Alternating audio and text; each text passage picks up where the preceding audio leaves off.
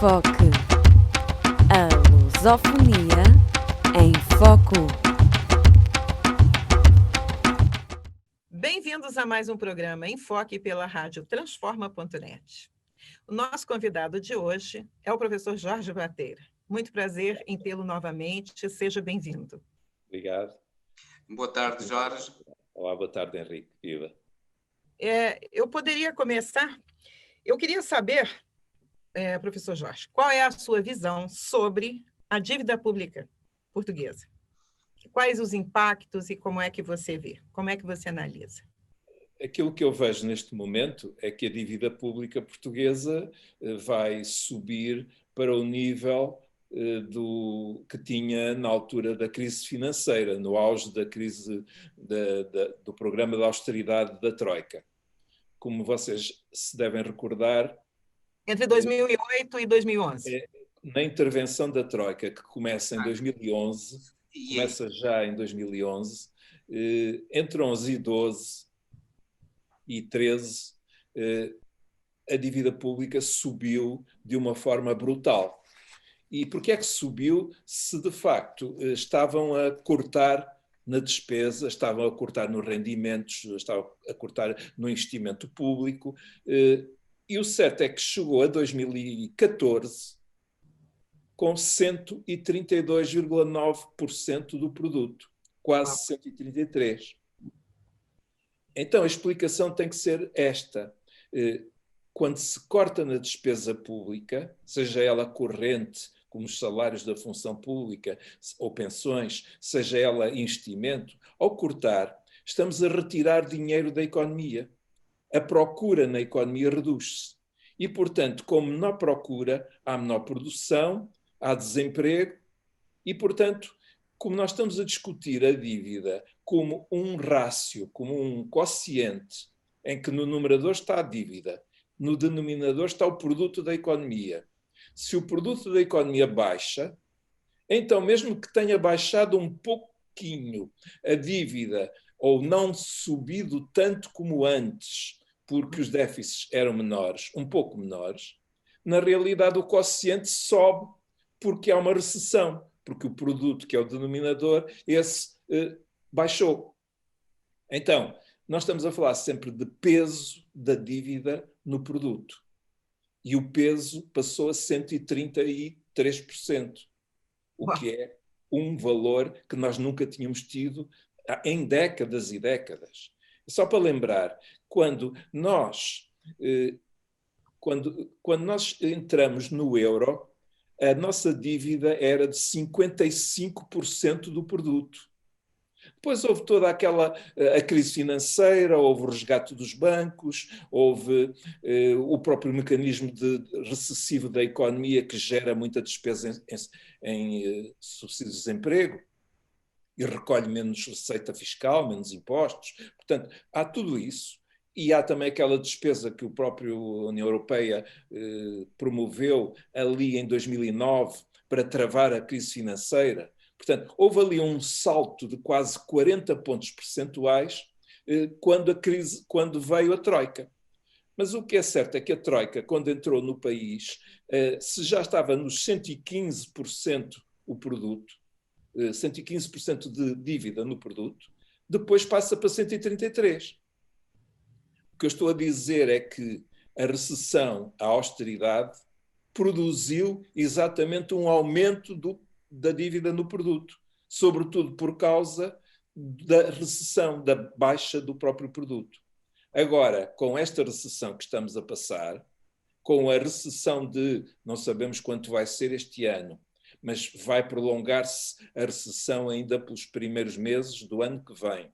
E, portanto, com uma quebra do produto, e com gastar mais para ajudar a economia, o Serviço Nacional de Saúde, a compra das próprias vacinas, tudo isso vai disparar o valor do numerador, que sobe imenso, que é a dívida, e vai diminuir o denominador, que é o produto. O resultado é que o quociente, o peso da dívida no produto, vai disparar. Eu julgo que vai para mais do que os 140%. Um palpite. Mas quero eu dizer é que a dívida tem uma dinâmica que é explicada pelo que acontece na economia por todas estas dimensões. Agora, vamos ver. E o orçamento que foi aprovado não combate precisamente esse aumento da dívida, do rácio da dívida sobre o produto? Desculpa, não ouvi o princípio da tua frase.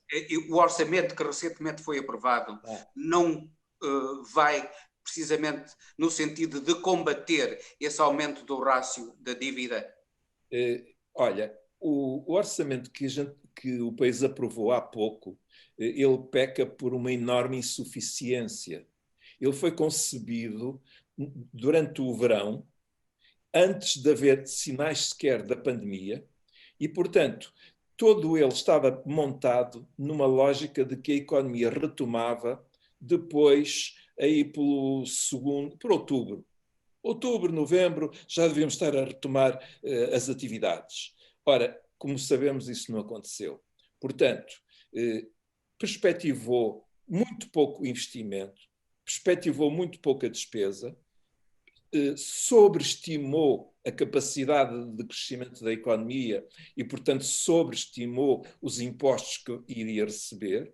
Resultado, um déficitzinho de 4,5%, ou o que é que seja, é manifestamente insuficiente para a gravidade do que, entretanto, estamos a viver. Portanto, raciocinemos de uma forma assim muito simples para quem não sabe economia. Um déficit, em termos líquidos, quer dizer despesa maior que receita. Um déficit significa injetar dinheiro na economia. Se o déficit é pequeno, injeta pouco dinheiro. Com uma crise grande, precisamos de um déficit grande para minimamente estabilizar a economia. A dívida é um subproduto disto. Quando um dia a economia recomeçar a crescer, e aí, se gastarmos dinheiro de forma inteligente e na direção certa, a economia também cresce e, crescendo, a dívida começa a baixar o seu peso. A gente não deve ter como objetivo a dívida, deve ter como objetivo a economia. E a dívida, em consequência disso, vai se ajustando. Mas eu me pedia, na sequência disso, queria fazer-te esta pergunta. Mas essa bazuca que vem aí de subvenções e que, portanto, não são propriamente, não contam para a dívida, porque são subvenções, essa bazuca não irá alavancar a economia? Sim, esse dinheiro, na componente que diz respeito a subsídios a fundo perdido, portanto, dádiva, dinheiro que não é para reembolsar, evidentemente que é um dinheiro importante e que ajuda a relançar a economia.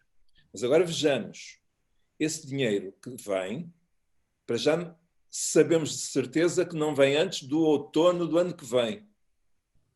Porque o impasse que atualmente temos na União Europeia para desbloquear a autorização, a validação que a Hungria e a Polónia terão que dar para que a União Europeia aprove o seu orçamento de 2021-2027, portanto, um orçamento que está ligado, tal como o fundo, à verificação se estes países cumprem as regras de um Estado de Direito.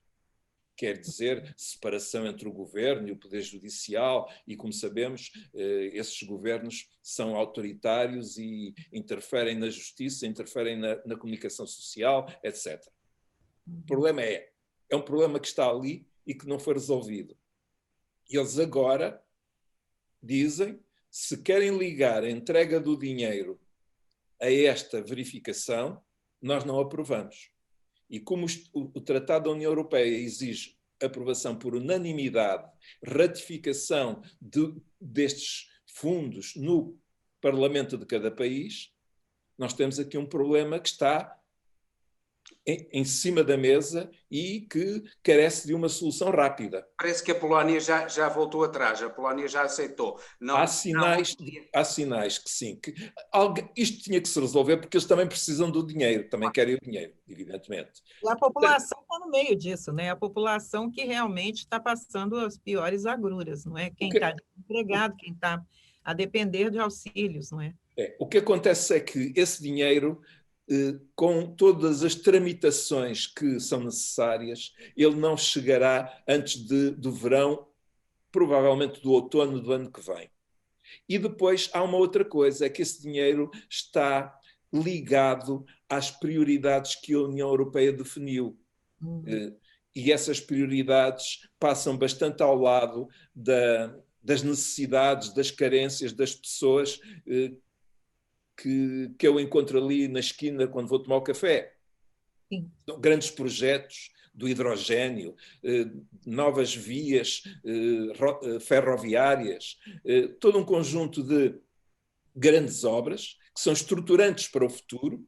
Portanto, é dinheiro muito virado para repensar de infraestruturas, também para o Serviço Nacional de Saúde, obviamente, um conjunto de coisas, mas não serve para criar empregos para aquela camada da população de média e baixa qualificação. Tirando as obras públicas, que algumas grandes empresas de obras públicas vão ganhar com esses projetos. Agora, o nosso país está muito terciarizado e serviços de baixa qualificação. O que é que esta gente toda vai ganhar com esses projetos? De momento, nada.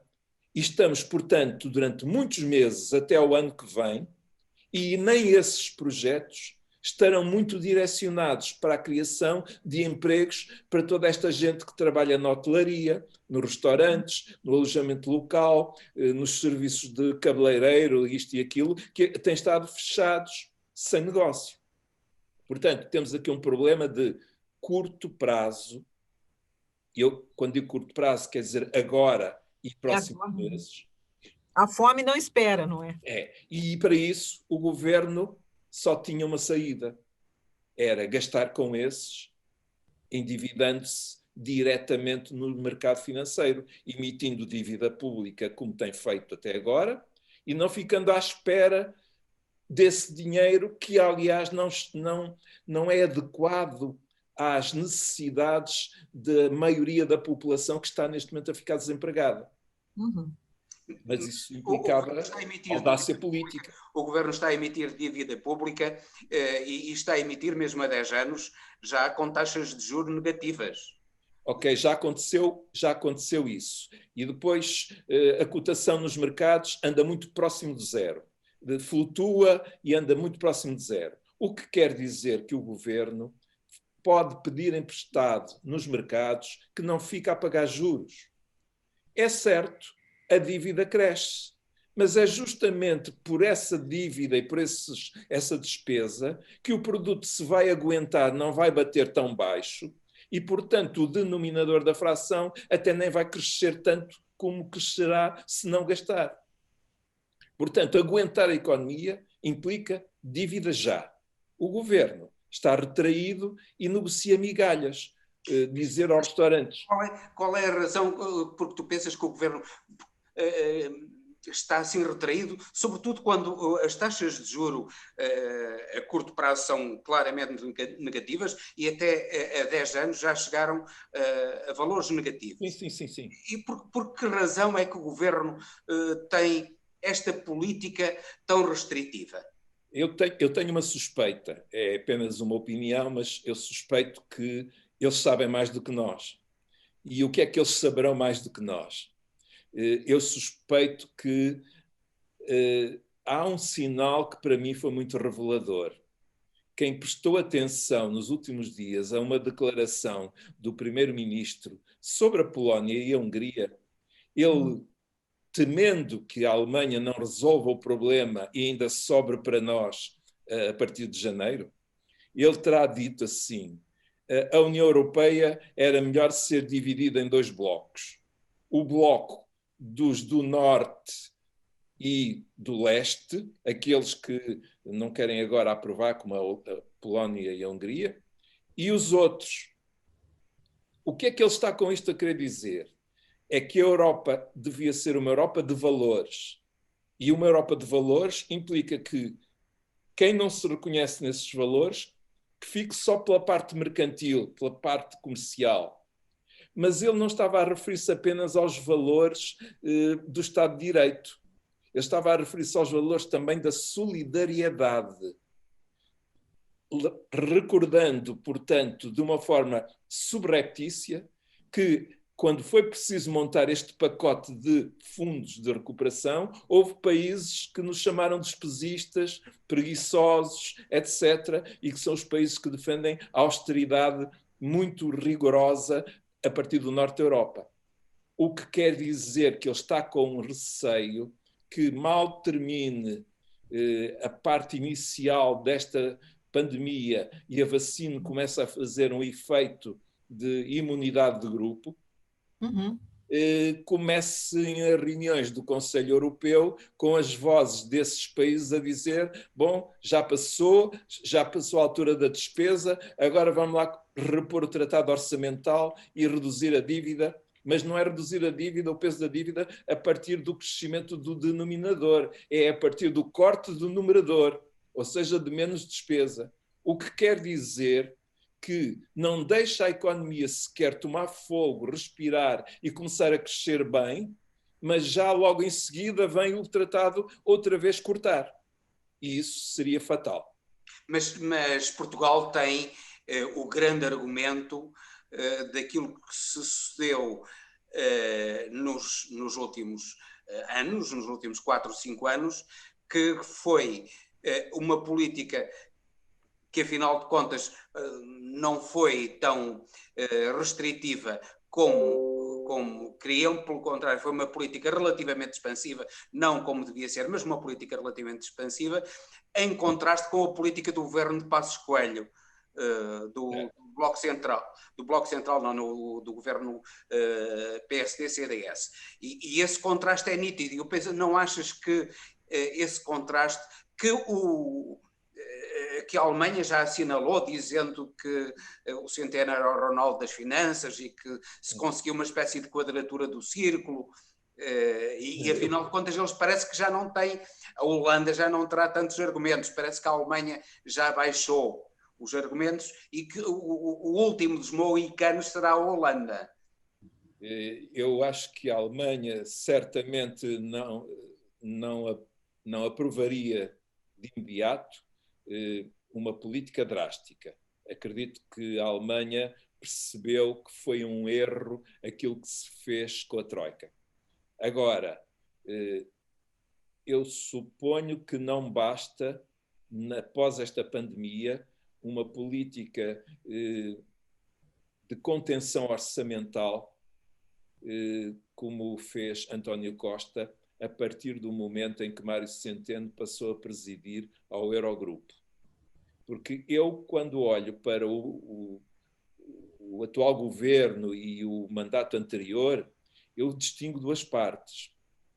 A primeira parte foi a seguir à Troika, portanto, 2016 e 2017.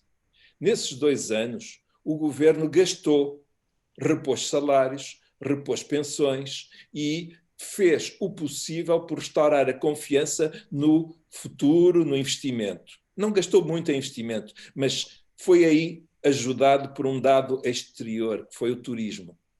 E o fluxo de capitais especulativos, não se esqueçam do passaporte para os muito ricos e outros, e os fundos de investimento, a que esteve ligado o atual Ministro da Economia, Cisa Vieira. Fundos de investimento no imobiliário. O que é que isto quer dizer? O crescimento do produto não foi promovido muito pela despesa pública que injetou dinheiro na economia. Foi promovido pela parte externa, pelo influxo de capitais e pela exportação de serviços, que é o turismo. Então, o que é que isto significa? Que ele pôde reduzir o peso da dívida, mas com uma boa ajuda, porque no numerador da fração a dívida cresceu pouco, porque Mário Centeno fazia, após a aprovação dos orçamentos para gastar, ele evitava gastar cativando as verbas, paralisando o gasto.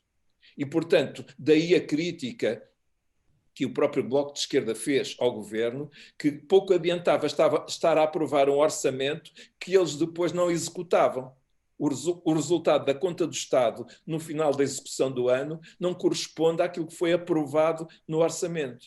Ou seja, Mário Centeno foi considerado um ministro das Finanças excelente porque não fez crescer muita despesa, conteve-a, e foi por isso que o Serviço Nacional de Saúde se foi degradando constantemente. As infraestruturas, idem aspas, no caso da ferrovia, isso é evidente, e, entretanto, e transportes públicos, entretanto, o produto cresceu com essa ajuda externa e permitiu a redução do peso da dívida. Agora estamos numa outra situação. O turismo não vem aí de imediato. Vamos ter que esperar que se restabeleça a confiança, isso vai demorar. Está-se a ver agora no plano de reestruturação da TAP, como eles estão a projetar a lenta recuperação das viagens aéreas por anos. Mesmo porque, enquanto não se provar que foi efetiva a vacinação, que produziu realmente uma imunidade, haverá sempre um medo, não é? Dessa leva de turistas que traga um prejuízo, como foi o verão passado. Exato. Não é? E vamos ser obrigados a usar máscara ainda durante um certo tempo, enquanto não estiver efetiva a imunidade de grupo. Exato. Então, a conclusão disto tudo é que as viagens nem voltam tão cedo, não é? Nesse cenário é muito difícil que haja uma recuperação do turismo da forma que...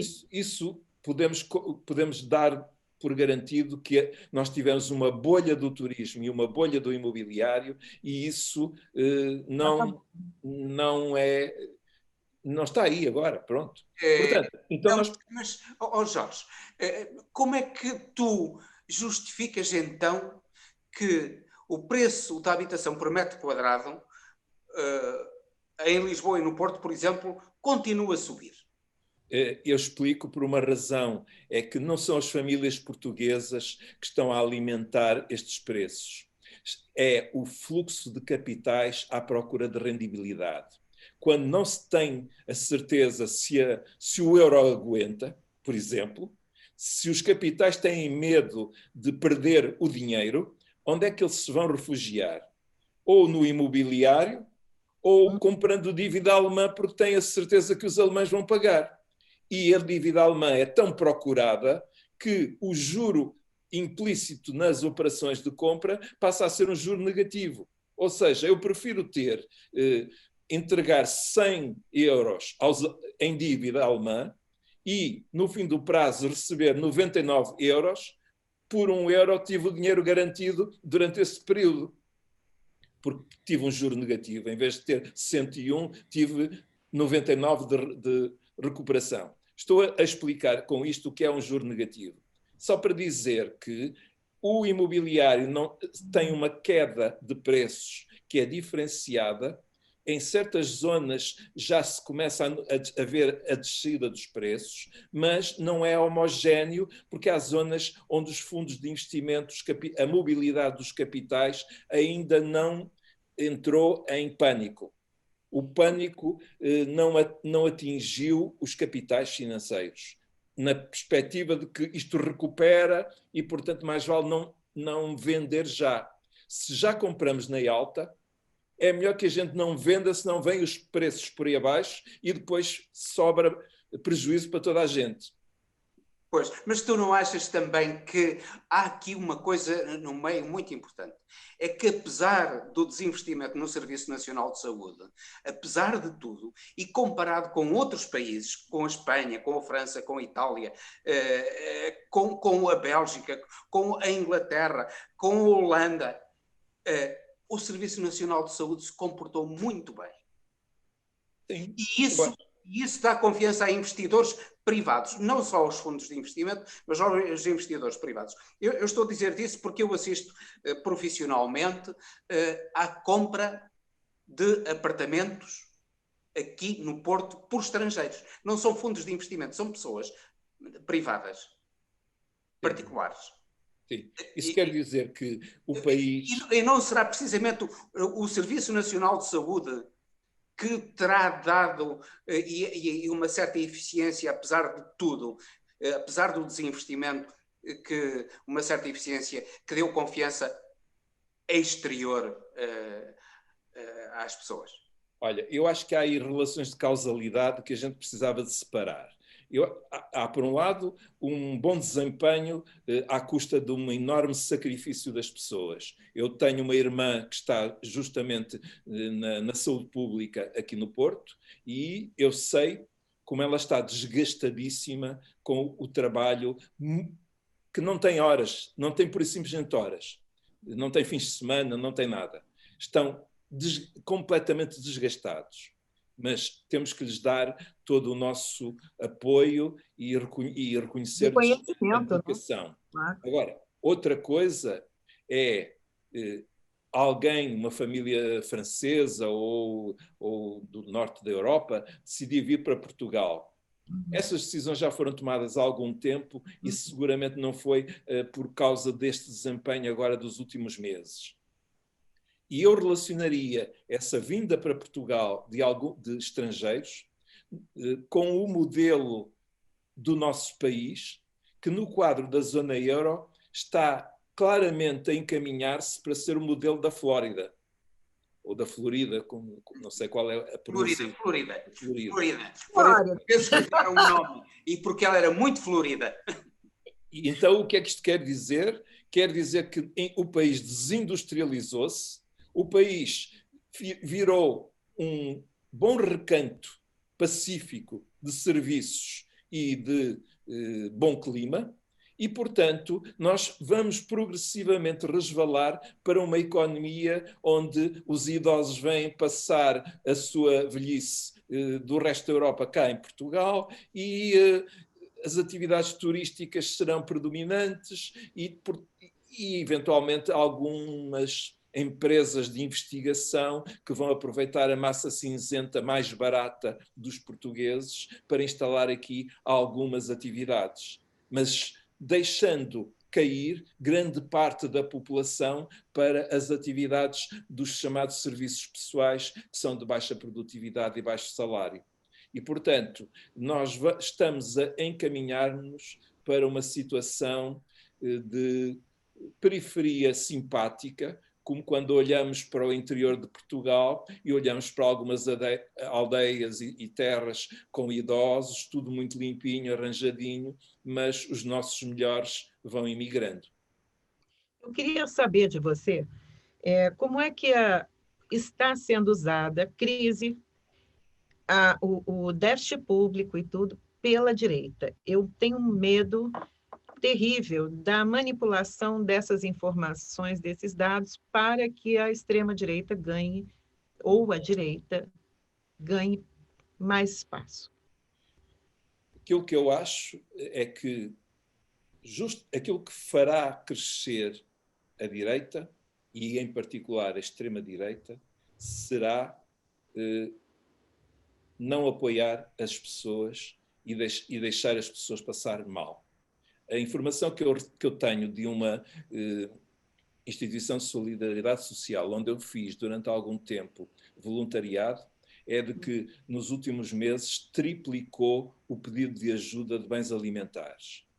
E, portanto, isto quer dizer que há muita gente que está a passar mal e que não cai dentro dos parâmetros das ajudas públicas definidas. Até porque há uma parte importante da economia que é informal, que não passa pela segurança social e os contratos, etc.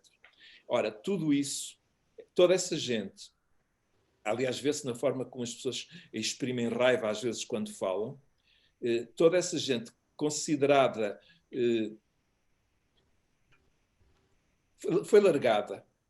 Sentem que para eles não há nada. Às vezes ouvem falar em milhões, milhares de milhões, veem pessoas com um discurso de que isto vai bem e eles sentem que não vai. Então, há uma camada da população que não faz muito ruído, que não vem para a rua fazer barulho, mas que sente um ressentimento tão grande que, na altura própria, quando o copo estiver cheio, vai deixar a sua atitude habitual de abstenção e vai acabar por ir votar num líder carismático ou num discurso troglodita, mas não é que estejam a abraçar aquelas ideias, é simplesmente um voto de raiva, de protesto. E, portanto, a ideia que eu tenho é, se deixarmos a crise atingir a gravidade que eu estou a imaginar que vai ter durante os próximos meses, se o governo continuar a conter-se na despesa e não alargar os critérios para ir buscar o máximo de gente, se não transferir rendimento para as pessoas que estão a passar mal, através, por exemplo, das instituições de solidariedade social, em que o Ministério do Trabalho e da Segurança Social deveria identificar toda essa gente e, em vez de permitir filas de comida, de procura de comida, transferir dinheiro para elas com base num valor que dê para a subsistência, se não houver isso, um rendimento de sobrevivência, vai haver muita gente desesperada que, na altura própria, vai querer ajustar contas com a democracia. E, portanto, o meu receio é que o governo, julgando que está a poupar, vai acabar por criar um divórcio entre uma boa parte da população e o governo, e não é porque as pessoas gostem particularmente dos partidos da direita, é o discurso da raiva, o discurso de atirar com a albarda ao ar, que é como se costuma dizer em Portugal. E, portanto, esse é o risco. Oxalá o governo perceba que aquelas manifestações que aconteceram agora à porta da Assembleia da República e em frente à Câmara do Porto, perceba que isso é o sinal de que há um descontentamento a lavrar por baixo, digamos, da superfície das coisas, um descontentamento que pode vir a ser explosivo. Deus queira que eu me engane e espero que o governo, sobretudo, perceba que é melhor gastar já do que depois ter um problema político gravíssimo. Já está a dar dinheiro para a restauração, nomeadamente. Não é suficiente, manifestamente, em teu entender. A questão que eu ouvi dizer é que os cálculos eram em função, era 20% da receita perdida nos últimos meses. Ora, como os últimos meses foram péssimos, 20% de uma receita perdida nos últimos meses é uma ridicularia. E, portanto, eles têm que pensar em termos de o ano passado como é que era. Quantos trabalhadores tínhamos o ano passado? Porque não dizer assim, todos os empregados que tinham quando a pandemia começou, a gente aguenta o salário desses empregados.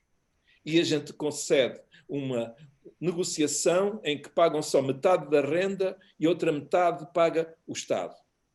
Coisas desse género. Uma política muito mais generosa que duraria meses, durará no máximo um ano, vai fazer seguramente a dívida crescer bastante, mas a dívida depois baixa.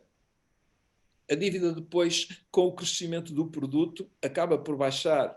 Aliás, a rácio da dívida não aumentaria tanto se essas medidas fossem... Exato. No sentido de que o numerador aumentaria muito inicialmente, mas depois aguentaria a economia e ela, quando pudesse abrir portas, quando a vacina começar a permitir um negócio mais próximo do normal, o produto renasce com outro vigor e isso permitiria, ao fim de 2, 3 anos, isto não é para um ano, é para ir baixando O medo de António Costa, a meu ver, é que ele esteja a pensar que vão começar a obrigá-lo a baixar drasticamente logo a partir de 2022. E isso é que seria um grave erro do ponto de vista da União Europeia. Mas há algum risco de depressão? A depressão, no sentido dos anos 30 do século passado, não nesse sentido, porque é uma natureza diferente. Porquê? Porque agora nós estamos a obrigar os negócios a fechar.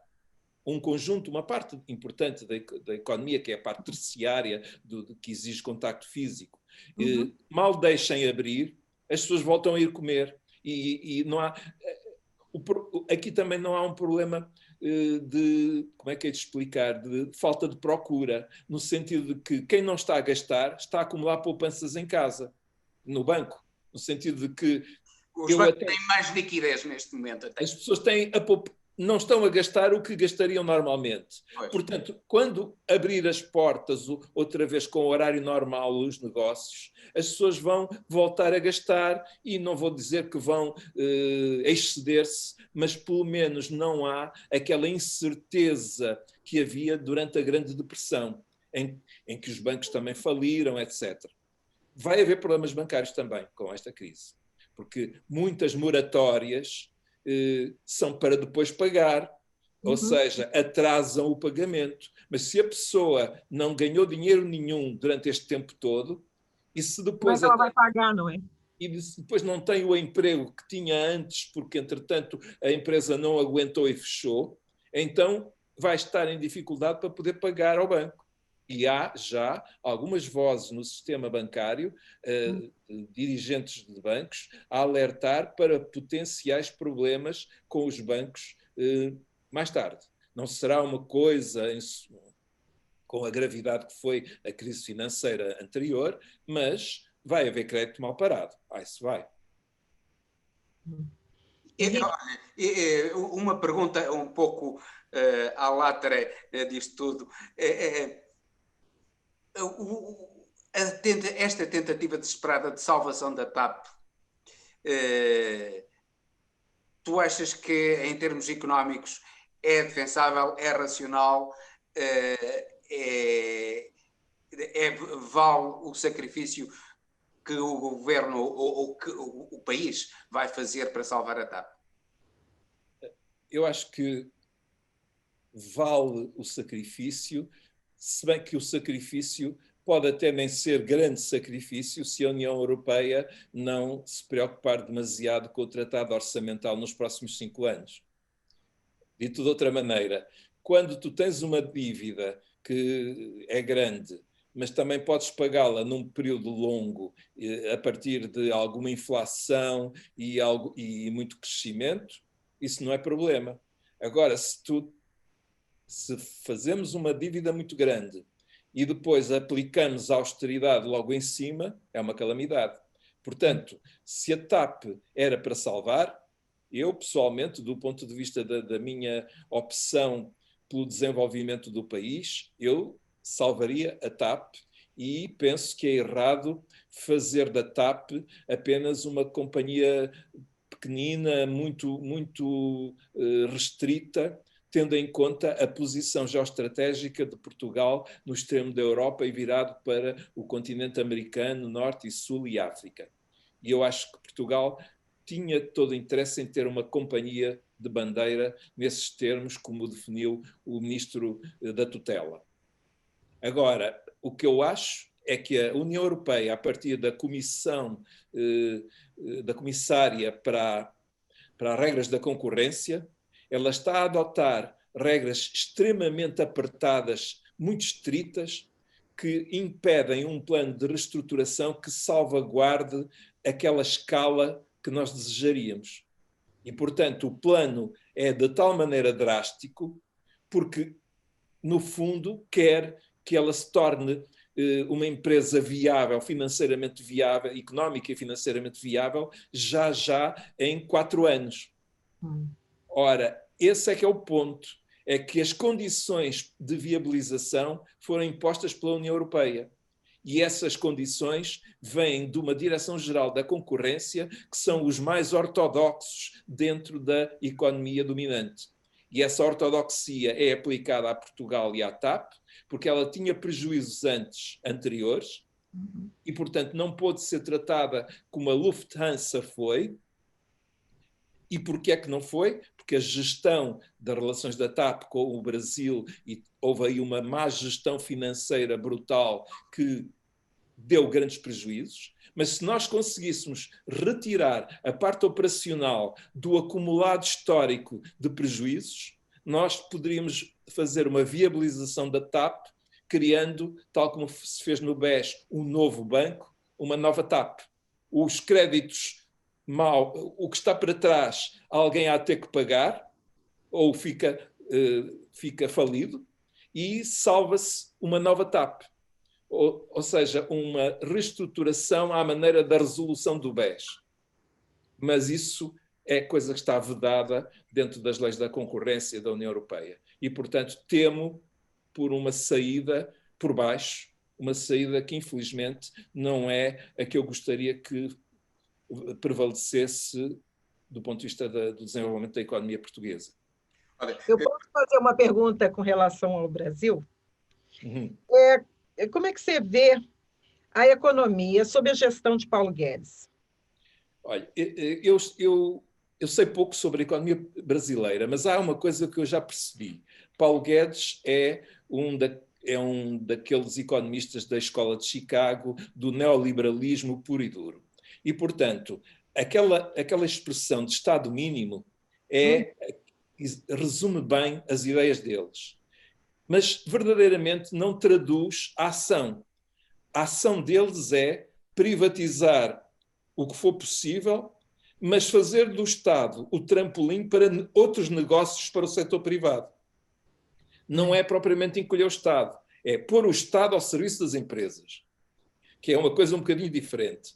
Mas, assim sendo, como tem um presidente perfeitamente disfuncional e com um caráter problemático, para não dizer outra coisa, ele próprio não está a conseguir levar a cabo as reformas neoliberais que gostaria de fazer. Estou a imaginar as pensões, o mais privatização possível, o Serviço Nacional de Saúde. Eu imagino que ele queira privatizar o mais que puder. Mas Bolsonaro, com o seu espírito de sobrevivência política, quer agradar ao povo. Então, enquanto um quer cortar na despesa, o outro quer gastar para ter popularidade e comprar a sobrevivência política. E temos aqui, portanto, um choque entre o populista que nem que faça uma chacina na população, não se importa com a pandemia, e se for preciso para ganhar novas eleições, até é capaz de qualquer dia aumentar a renda básica, pode querer reduzi-la hoje, mas se amanhã vir que isso lhe dá votos, é bem capaz de aumentar. Porque o comportamento dele não é uma lógica do Paulo Guedes, é uma lógica de sobrevivência do clã e das ideias daquelas bancadas que o elegeram. Então, perante este impasse, em que Paulo Guedes disse que queria fazer uma coisa, mas não consegue fazer, entra em conflito com o presidente, que não tem uma ideia muito clara e anda aos zigue-zagues. E vem o presidente do Banco Central, do Banco do Brasil, dizer isto assim não vai por bom caminho porque a economia assim não vai funcionar bem. Mas eu tenho a ideia que o que ele quer, no fundo, dizer é quero dar força ao Paulo Guedes para ver se ele faz aquilo que eu também acho que ele deve fazer. Portanto, com uma outra agravante, é que ainda por cima o Brasil tem um Banco Central próprio, mas recentemente terá aprovado uma lei que torna o Banco Central completamente independente do governo. E assim sendo, nem sequer o Banco do Brasil pode ajudar o orçamento do Estado brasileiro financiando diretamente o próprio Estado, como normalmente fazem nos Estados Unidos, no Reino Unido ou no Japão.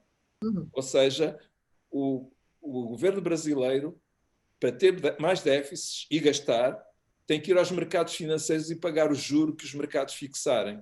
Quando ele tem um Banco Central próprio, capaz de controlar a taxa de juros se quiser, e se quiser ajudar o Estado, até pode financiar diretamente o próprio Estado.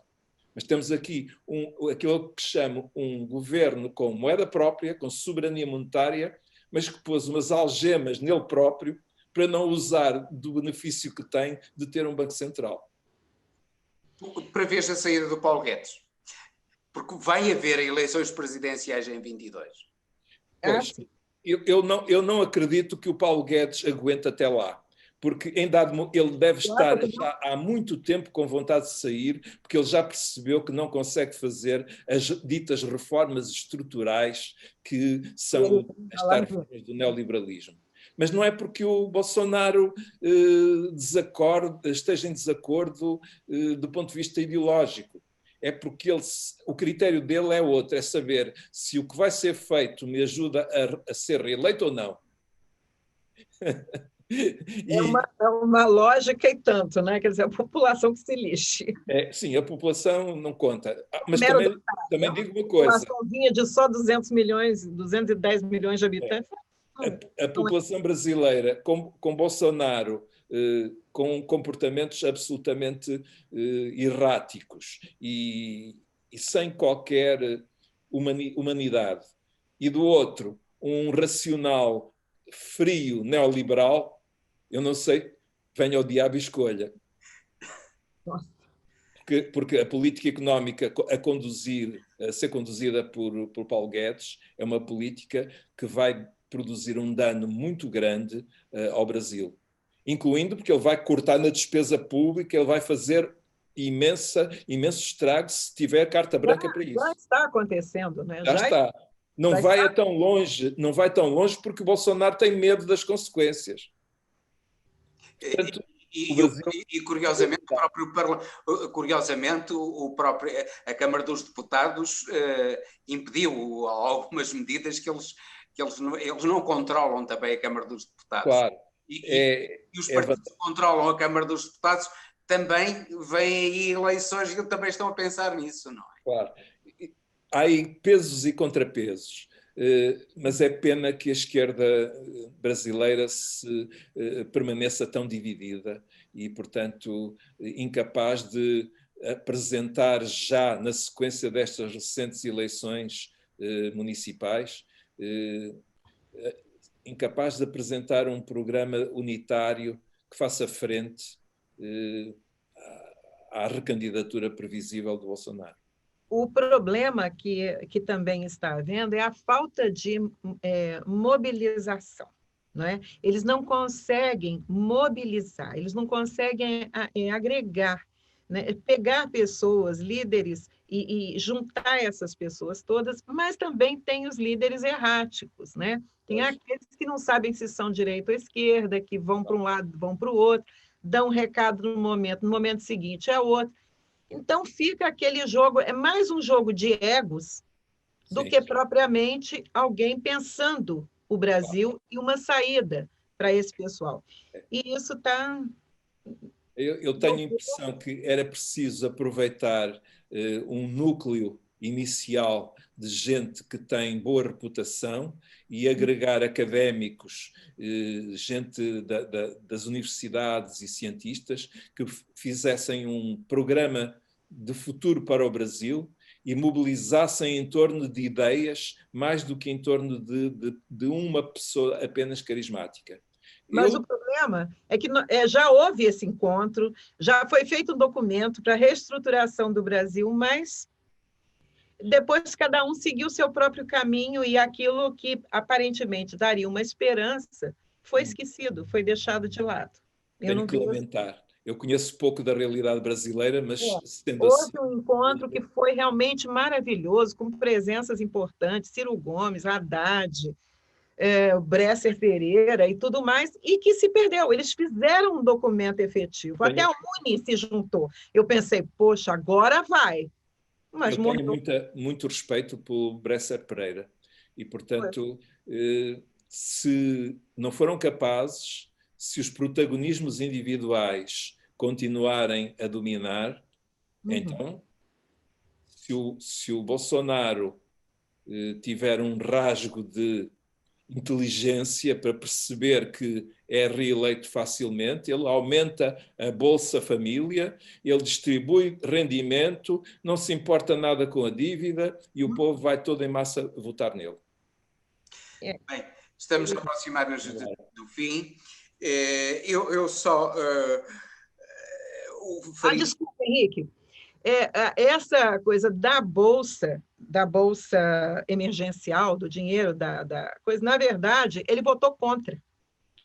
Quando toda a bancada da esquerda se mobilizou e brigou para ter, pelo menos que fosse R$600, que é um absurdo, porque é 100 euros, né? Mas fazia diferença. Aí ele capitalizou para ele. Entende? Então, ele era contra, mas quando ele viu, aquilo foi uma briga, foi uma discussão, foi pela madrugada e tal, no dia seguinte ele chega como o cara que vai dar aquilo efetivamente. Então, ganhou muito, arrebanhou para si muito da população que acreditou que, na verdade, foi ele que... Pois é o que eu digo. Ele ainda pode fazer pior. Ainda pode aumentar esse valor por iniciativa dele. E capitalizar como se fosse, né, uma coisa, bom, uma benesse. Eu estou pensando na população, quando, na verdade, sabemos que não é? Você vê, nesse momento de pandemia, ele está fazendo... Qual é a grande obra dele? Inaugurar uma exposição com os trajes que ele e a esposa usaram na posse. É ridículo, mas é lamentável e é o que é. Pois é.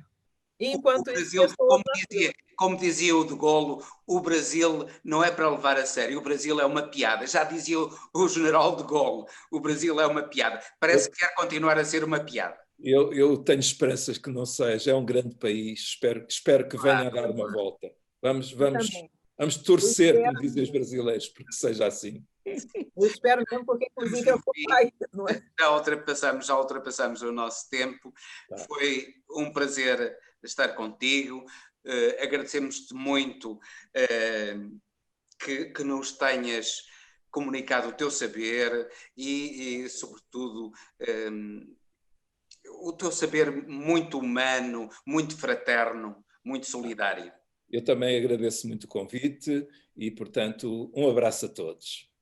Bom trabalho. Obrigada. Um abraço. Agradecemos muito a sua presença e agradecemos especialmente a quem nos assistiu, nos dá audiência, a você especialmente, o nosso seguidor. E continue nos seguindo nas nossas redes sociais, envie perguntas, participe, comente, curta e compartilhe. Aguardamos você no próximo programa Enfoque pela rádio Transforma.net.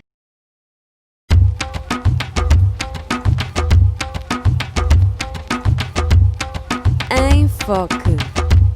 A lusofonia em foco.